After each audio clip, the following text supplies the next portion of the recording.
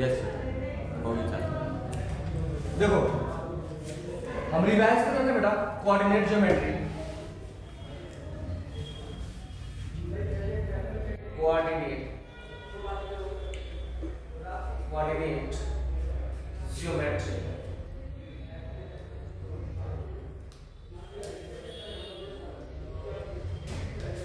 Coordinate geometry में आप लोग क्या करना है, कोई प्लेन्स को हम बेटा बच्चों क्या करते हैं, दो वर्टिकल लाइन से डिवाइड करते हैं। दो वर्टिकल लाइन से क्या करते हैं, डिवाइड। दो वर्टिकल लाइन मींस इसको बोलते हैं क्या बेटा, x x डैश, और ये क्या होता है y y dash.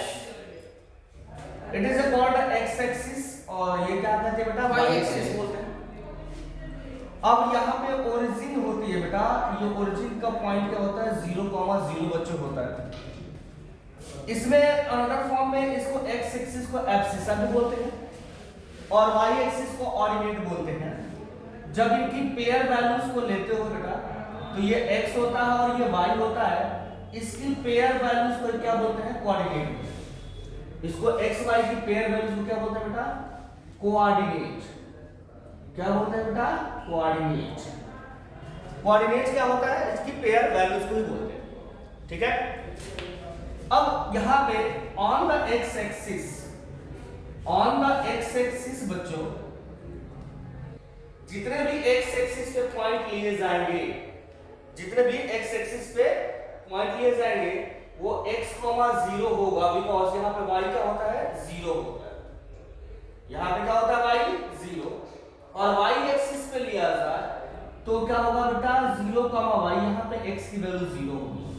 Negative direction में आए तो यहां लिखेंगे 0, -y, और ये होता है बच्चों 0, -x, 0। ये हमारे कोऑर्डिनेट हो गए, ठीक है ना।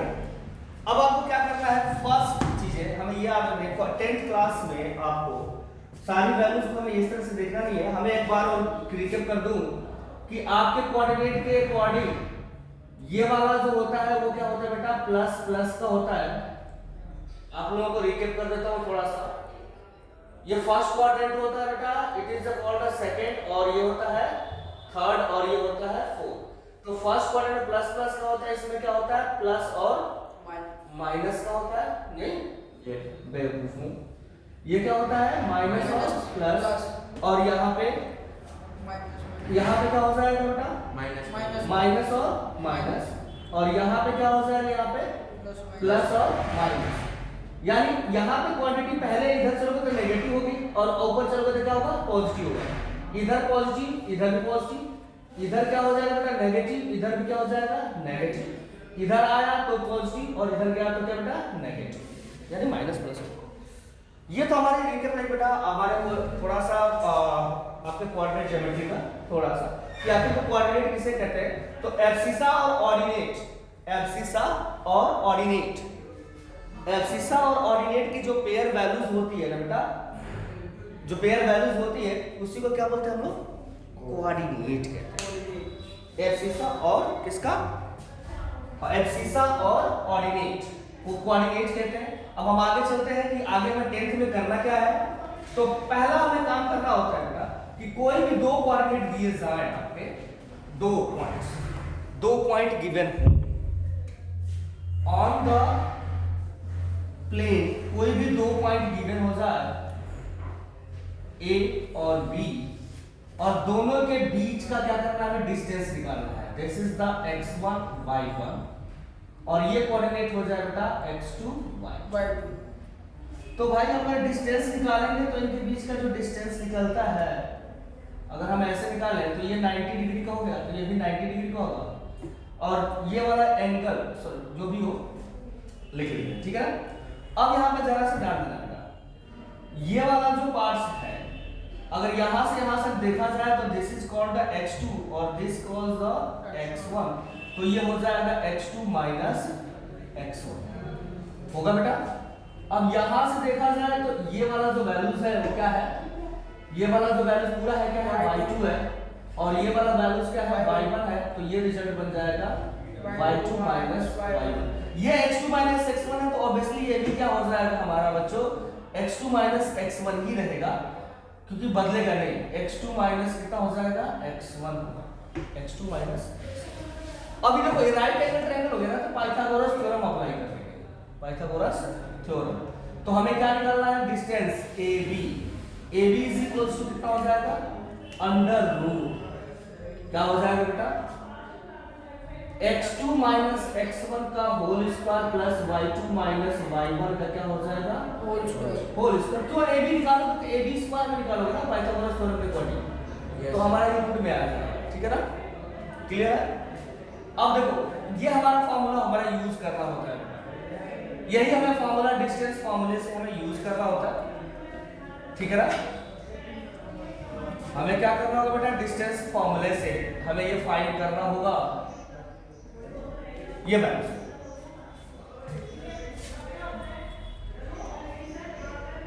ठीक है, ये डिस्टेंस निकालना। अब हमें डिस्टेंस निकालने के लिए हमें कैसे करना होगा, कुछ ध्यान देना। डिस्टेंस फार्मूला आपका होता है x2 माइनस x1, और भाई क्या होता है x2 माइनस x1 अगर हाँ स्क्वायर, हमारा डिस्टेंस फार्मूला जो बना वो क्या बन गया, डिस्टेंस फार्मूला या बना क्या बेटा, distance d is equals to under root x2 minus x1 का क्या होगा whole square, y2 minus y1 का होल स्क्वायर, ये हमारा फॉर्मूला। अब हमें क्वेश्चन से यह आ जाता है, जैसे कि यहाँ डिस्टेंस दे दिया गया, क्या दिया गया है 4 3, और यहाँ पे दे दिया गया बेटा 6 8, और डिस्टेंस निकालना है AB का, तो हमें क्या करना होगा, यही सेम फॉर्मूला अप्लाई करोगे। अब इसमें देखो बच्चों x1 y1 ले सकते हैं, x2 y2, ठीक है ना, by the distance AB, what you get under root क्या होता है 6 माइनस 4 का होल स्क्वायर प्लस 8 माइनस 3 का whole square, it's became 6 minus 4 का होल स्क्वायर 2 स्क्वायर, और ये हो जाएगा 5 का square, it's becomes that is the 4, that is the 25, it's becomes under 29। अब यहाँ पे यूनिट लिखना ना भूलना, सबसे लास्ट में क्या करना है, यूनिट्स लिखना जरूरी है, क्योंकि डिस्टेंस है तो कुछ ना कुछ यूनिट कंटेन करेगा ही करेगा, ठीक है ना, बात क्लियर है। ये डिस्टेंस फार्मूला आप लोगों को ऐसे यूज करनी है। अब हमारे पास आता है कि by distance formula, by the way distance formula हमें कुछ चीजें प्रूफ करनी होती है। बाय डिस्टेंस फार्मूला बेटा,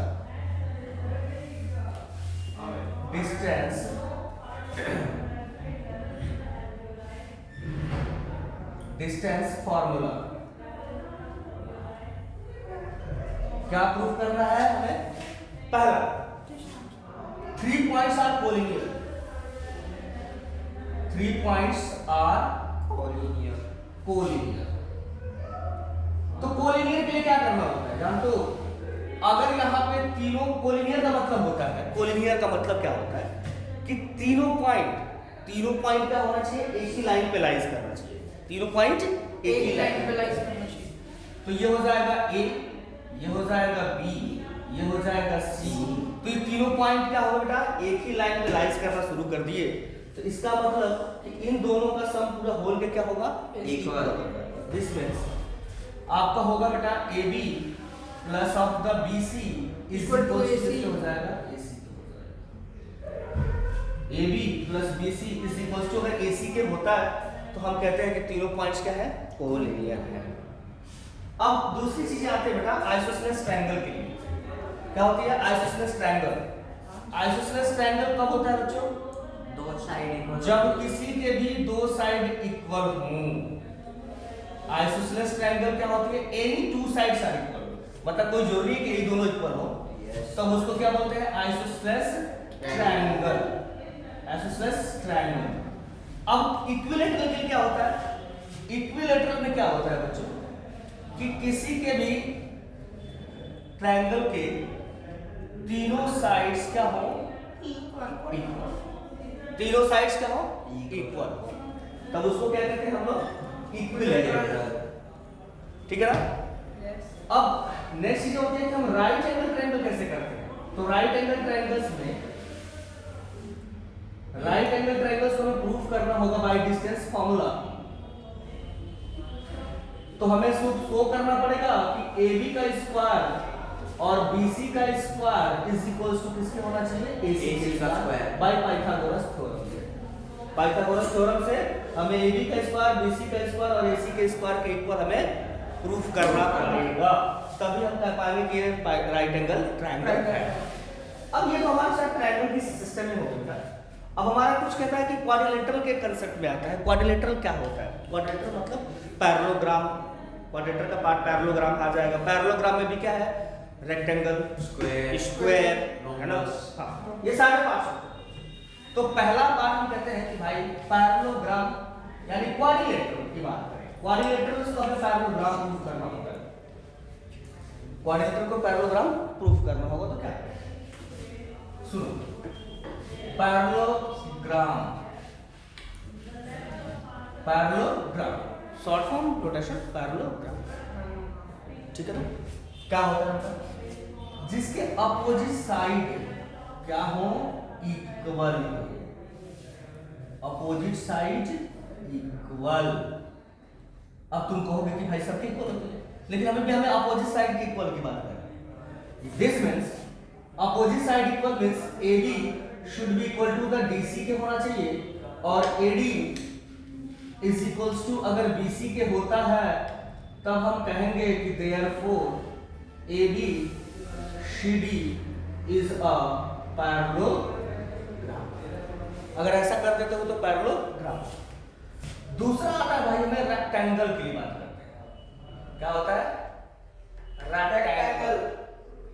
अब रेक्टेंगल क्या होता है भाई, तो रेक्टेंगल भी तो पैरेललोग्राम का एक पार्ट ही है।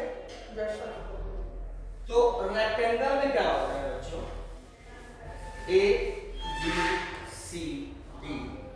अब रेक्टेंगल में भी वही सेम कहानी होती है। क्या होता है, AB is equals to CD, AD is equals to BC। ये तो हमारे होने चाहिए, अपोजिट साइड भी इक्वल होगी, बट इसमें क्या होता है ना कि डायगोनल्स को इक्वल कर देते हैं, ठीक है ना। क्या होना चाहिए, डायगोनल्स इक्वल दिखाना पड़ता है। AC इज इक्वल्स टू किसके इक्वल होना चाहिए, BD के। ये हमारा डायगोनल होता है, डायगोनल यानी AC और BD क्या है, बोथ आर द डायगोनल्स, ठीक है ना। अब हमारा ये तो हमारा रेक्टेंगल का हो गया। तीसरा चीज आता है बेटा हमारा क्या है, स्क्वायर। क्या होता है, स्क्वायर। स्क्वायर में क्या होता है, इसके ऑल साइड्स क्या होना चाहिए, इक्वल होना चाहिए, बट इनके डायगोनल भी क्या होना चाहिए, इक्वल। रोम्बस में नहीं होते, बात समझो। मतलब स्क्वायर और ये मतलब स्क्वायर में क्या होगा कि यहाँ पे स्क्वायर में सारे के सारे बच्चों क्या होगा, AB is equals to CD is equals to AD is equals to किसके हो जाएगा, BC के होगा। yes. और हमारे पास क्या प्रूफ करना होता है कि इनके जो डायगोनल्स होंगे यानी AC इज इक्वल्स टू किसके होना चाहिए बेटा, BD के। अगर ऐसा हो जाता है तो हमारा स्क्वायर है, अगर ऐसा हो जाता है तब तो स्क्वायर है भाई, और ना होता ऐसा तो स्क्वायर के बाद सारी साइड किसकी इक्वल होती है, रोम्बस की। अगर ये नहीं हुआ तो अदरवाइज क्या होगा, रोम्बस होगा। तो रोम्बस के लिए हमारा क्या होता है बच्चों, रोम्बस के लिए हमारा क्या होता है, ऑल साइड्स तो इक्वल होंगी बच्चों मेरे, ऑल साइड्स तो इक्वल होंगी, ऑल साइड्स तो इक्वल होंगी। मतलब AB is equals to BC is equals to CD is equals to AD, but there diagonal not equal. मतलब AC नॉट इक्वल टू किसके हो जाएगा बेटा, BD के। अगर ऐसा होता है तो रोम्बस है, अगर ऐसा नहीं होता है तो रोम्बस नहीं है, ठीक है ना। Yes sir. तो हमें इतना चीजें हमारे फर्स्ट एक्सरसाइज 7.1 में आपको इतना चीजें आपको दी होंगी। बेसिक यही है आपका, बेसिक यही है। क्वेश्चन उस पे अलग अलग हो सकते हैं, 7.1 के क्वेश्चन बहुत सारे अलग अलग हो सकते हैं बेटा। तो अब हमें 7.1 के बाद हम 7.2 के बेसिक करते हैं बेटा।